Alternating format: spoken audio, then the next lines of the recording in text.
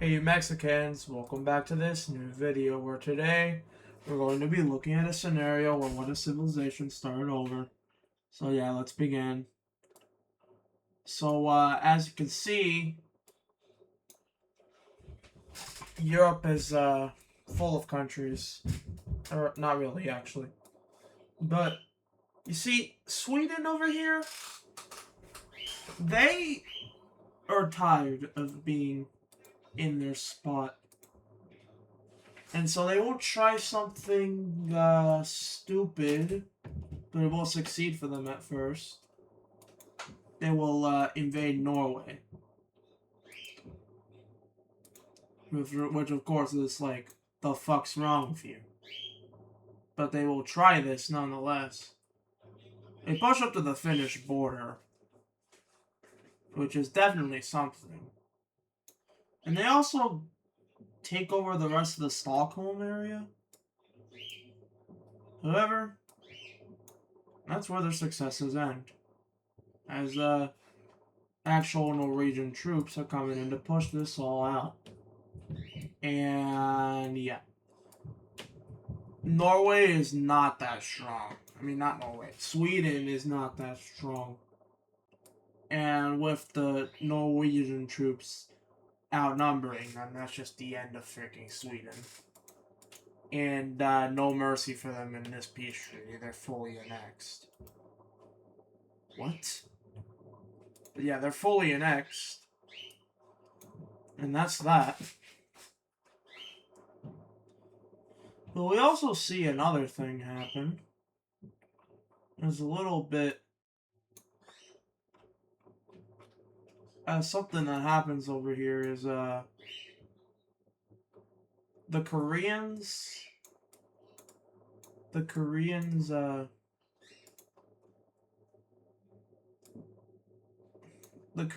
the Vietnamese invade into Bangladesh or Burma.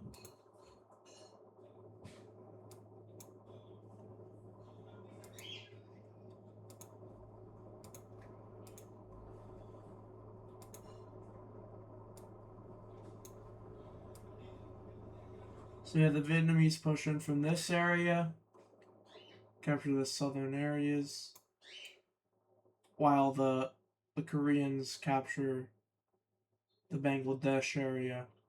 And yeah, this is what that looks like. And are there provinces in this area? Yeah, we will now take a look at a peace treaty.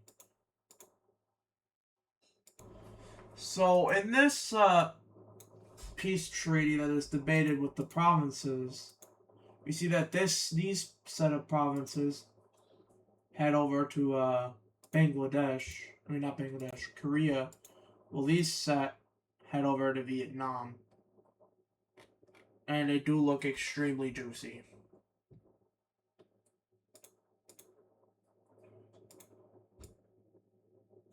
But it is here where we see a union of two states take place.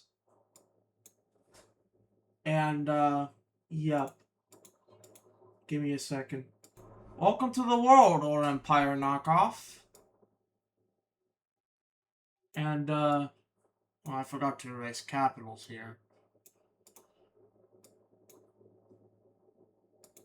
But the capital for all these will be in this area. So, yeah, old Empire knockoff. And, yeah. With that being said, we see, alliances show up. Yeah, the whole world is going to be split into alliances as well.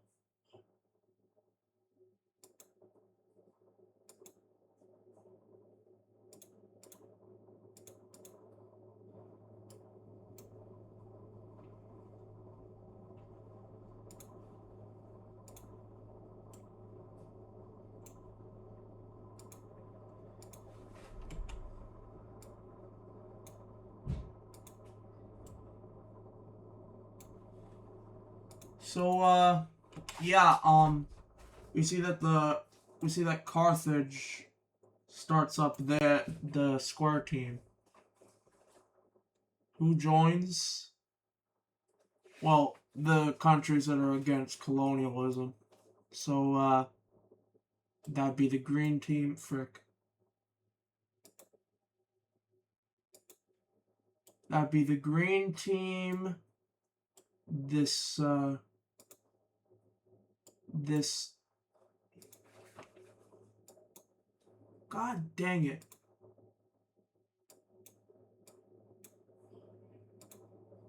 This Tibetan country. Vietnam.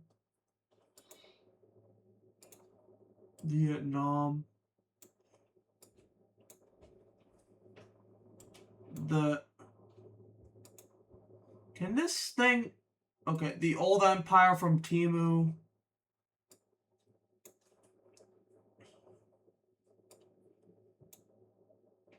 And, yeah, I think those are all the countries. Oh, wait, no.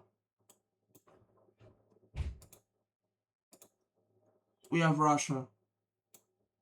We'll have the score centered here, but, yeah.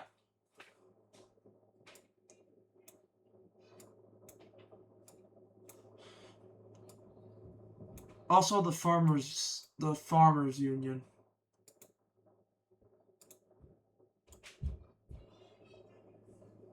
In response to this, the colonial powers begin their own alliance, as they're worried about losing power in their respective areas.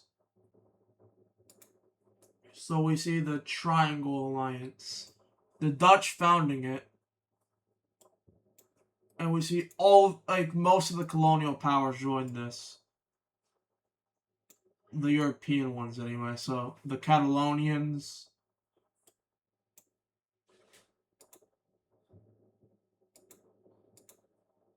Yeah, the Catalonians.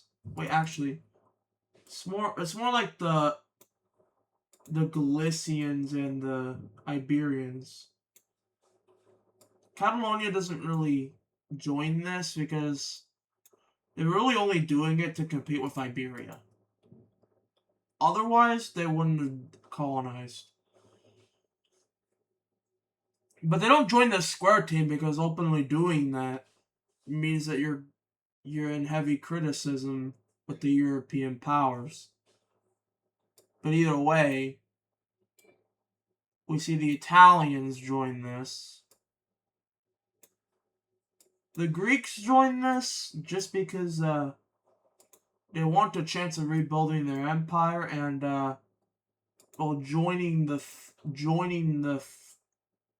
square team isn't really exactly going to help them. So yeah, they join the triangles.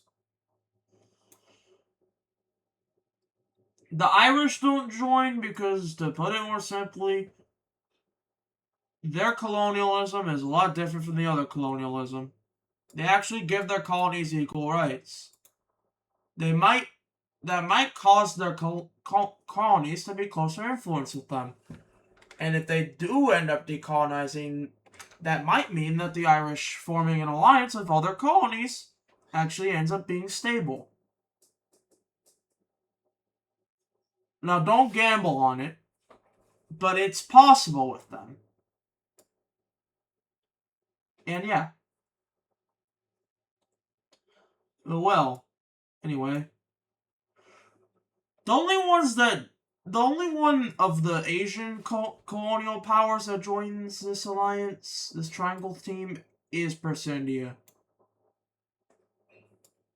The Koreans are actually pretty much the same as Ireland here, where their colonialism isn't as bad as all the other colonial powers besides Ireland. So where if they decolonize, they would also be able to form an alliance with their decolonized colonies, and it might have good relations. Still don't gamble on it, but either way, this one is a lot more of a coin toss. This one's a lot more of an against colonialism too. They wouldn't join the square team, but it's definitely against something. And they would definitely get colonized if the square team ended up winning the global war. But, yeah.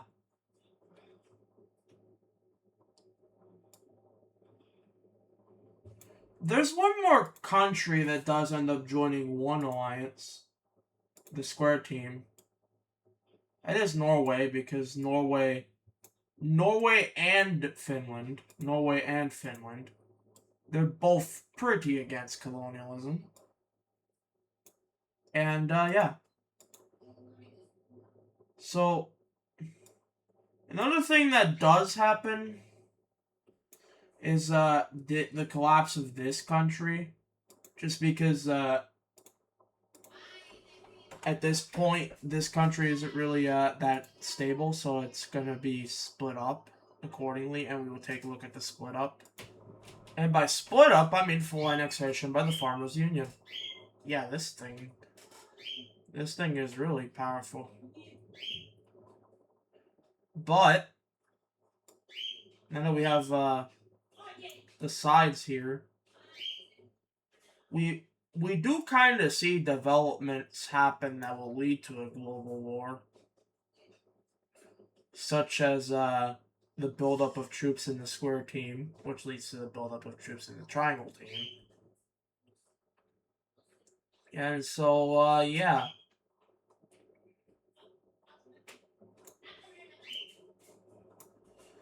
The green French over here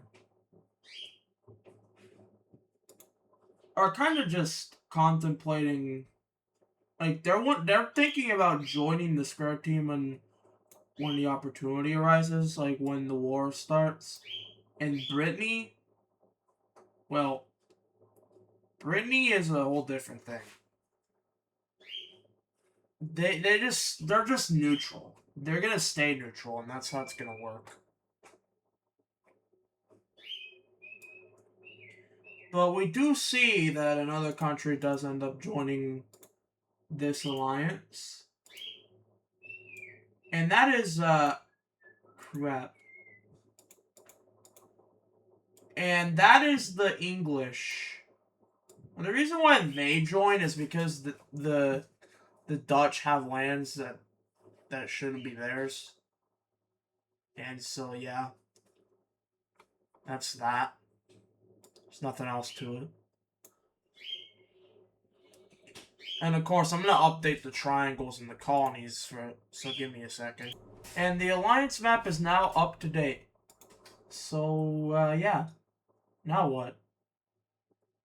Well, due to the fact that there's not any minor countries left in the world, unfortunately, I'm going to have to roll back on a promise that I ended up, having, but in the end couldn't really come true because, well, there's too many colonial powers. Kind of my fault, but anyway. We see that the declaration of war against the square team and the triangle team has been affected, and, well, yeah. Who's gonna win here? The colonial numbers are interesting, but actually the square team's gonna win because they have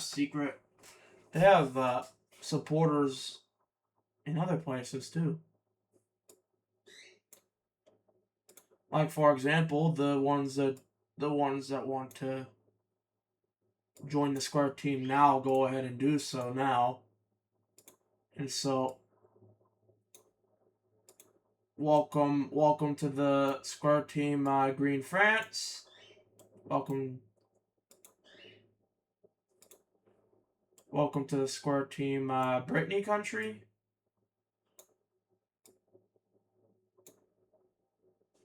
Welcome to the square team Ireland. Yes, the one that started colonialism has had to change their heart and is against it now. Who would have guessed? Certainly no one. Next up, the Koreans. They're a pretty big favoritism for non-colonialism. what that also means is, god damn it, the shape's wrong here. Yeah, my bad, G. This isn't meant to be a thing. And this isn't meant to be a thing either. And this isn't meant to be a thing either completely. The rest of the shapes are fine, but those two just weren't a thing. But regardless, the Catalonians are next on the breakfast menu. This is just what they've always wanted.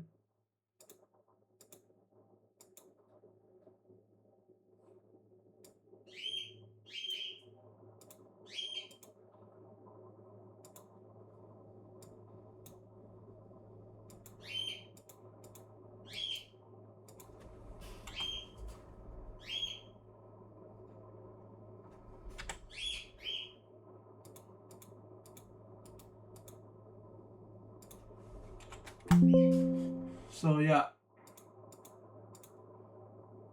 welcome to the Square Team Catalonia. That also includes their colonies, yes. Yeah, that also includes their colonies. So yeah, these countries.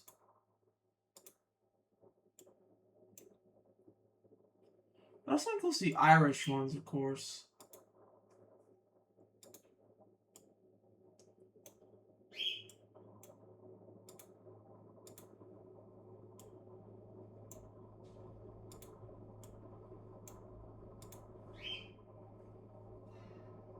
And, of course, these ones. Can't forget about these ones.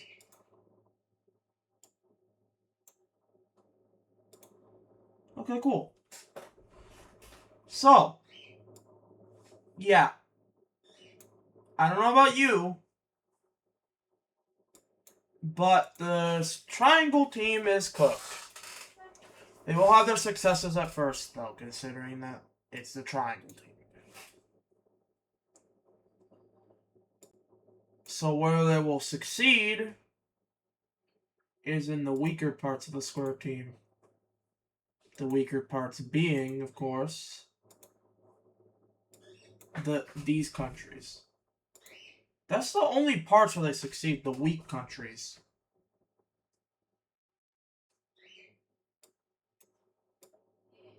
So see that the Dutch push into the green French country, capture the capital. That's the success there.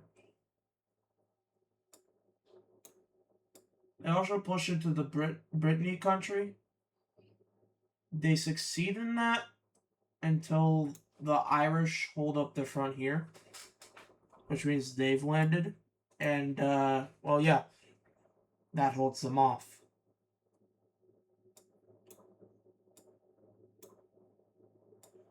They will have a little bit of success in Catalonia until eventually they don't.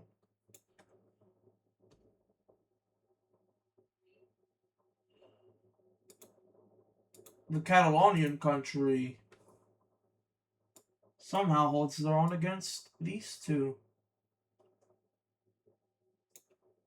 Jeez, I wonder why. Didn't really seem fair for them in the first place, actually.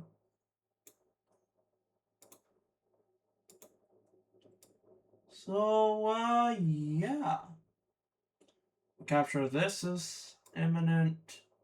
These islands head over. And then we see the capturing of these. Eventually, the civilians of these two rebel and they're put into new governments, which of course surrender respectively to each of to Catalonia. And the colonies of Catalonia and Iberia, or sorry, not Catalonia, Iberia and Galicia rebel.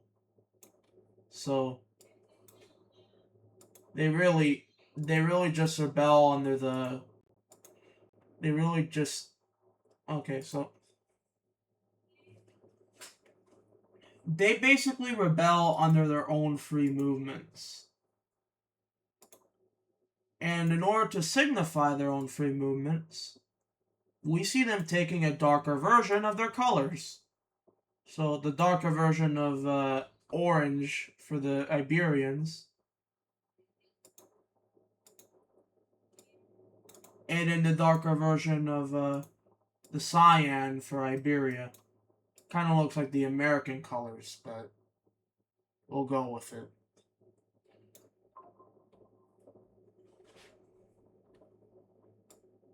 So, yeah, the Iberian and Galician colonial empires fell due to the fact that they were in close proximity to the square team. And, of course, some of these areas would like to reunite with their former parts, like Carthage, yeah. But, of course, not now, after the war. But, regardless, we see that the square team does end up having an advantage, specifically the Irish parts. Specifically, like, the Irish colonial front is just stronger, especially considering that the Persendians decided to go this way, like to go pretty much just like they decided to disconnect the Somalian portion from this, and that was their horrible move. And so yeah, of course the brown team also pushes in from here. Yeah, so the brown team's dead in Africa anyway. And the island of Socotra heads over to the old empire. Not only that, but they also push into Persindia. Not doing so hot, huh, Persindia? Yeah, honestly, the fuck did you expect? Just, yeah, you're done. You're done, buddy. So yeah, you're done. Of course, that also means that the Persindian colonial empire is done as well. It wasn't that much anyway, but for now, the occupation of these areas does go to the Koreans just because they're closer to these areas. Like, they're really close to these areas. Well, the African ones go to the Irish. But yeah. And then as for the Libyan colony, this one, what they decide to do is to split the occupation between the old empire and Carthage. And of course, these colors are kind of similar, but don't worry, the war's going to be over soon. And so, yeah. Almost all the colonies are not under their colonial influence anymore. We just have the Korean colony over here and the... Fuck, I chose the wrong shape for this one. Okay, I would like you to note that this part is not under the triangle team. That was an honest mistake. But anyway. With that being said, we have the brown team over here. This one also falls under colonial rebellion. It does happen. It's going to be way darker of a brown here. Way darker of a brown. This is the rebellion. So yeah, this colony is no longer under ground team control. And, well, there is no more colonies under any of their control, any of the Triangle team's control. All the colonies have rebelled at this point. And so, with the colonies rebelled, they are actually screwed. As to put it simply, the Farmers Union manhandles the Adriatic country, which has become Rome, but they manhandle them, while the old Imperians manhandle the Greeks in this part. And at this point, an old face from pretty long, like an old face from like episode 1 decides to make episode 1 and episode 2 decides to make an appearance. Yeah, go figure. It was from episode 1. Welcome back, Romans. But anyway, yeah, this thing's done for. As this just falls over to Rome. And yeah.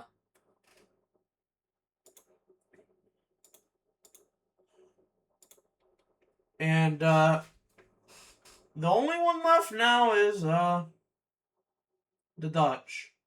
And just like World War One and World War II, Germany are gonna get, actually just like World War II, Germany, they're gonna get absolutely manhandled. So yeah, they're back. The Catalonians push back here, and we're gonna ignore that, but they're back under. But yeah, the Green French are back in this situation. Let's just ignore the color right now.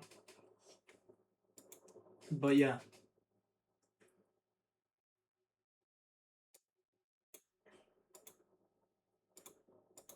And at this point, there's just no hope for the Dutch as they capture their capital. And with that, the Triangle team has lost the war and colonialism is over. I would like you to know that now there's going to be a bunch of countries in the world. We will now take a look at this very excruciating peace treaty. So in this peace treaty, both alliances were forced to disband. The Old Empire gains a lot of land in Persindia, along with Tibet and Korea. They were all the Triangle Team people were forced to decolonize. So all these areas of the world are now independent. Besides the Irish colonies and the Catalonian colonies and the Korean colonies. And the Russian colonies, which will eventually declare independence in the next episode. But we'll take a look at like a little more in depth as to what happened to like the European colonizers anyway. Or at least the Triangle Team colonizer. So first up,